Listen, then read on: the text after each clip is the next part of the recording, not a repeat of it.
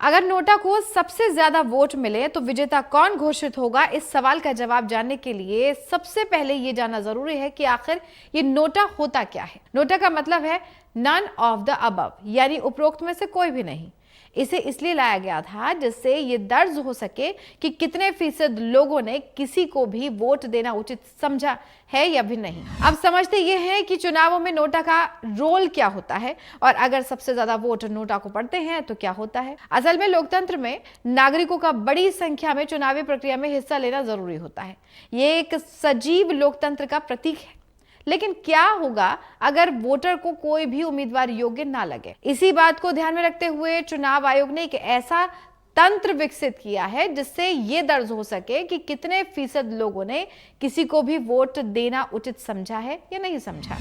आयोग ने इसे नोटा का नाम दे दिया है। अब नोटा से आम जनता की चुनाव में राजनीतिक भागीदारी बढ़ती है। देखिए, महाराष्ट्र राज्य चुनाव आयोग के साल 2018 के एक ऑर्डर में नोटा को काल्पनिक चुनावी उम्मीदवार का दर्जा दिया गया।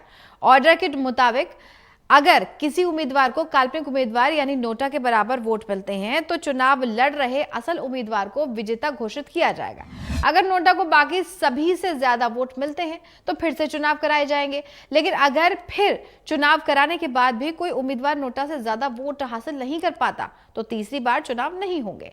अब ऐसी स्थिति में नोटा के बाद में सबसे ज्यादा वोट पाने वाले प्रत्याशी को विजेता करार दिया जाता है।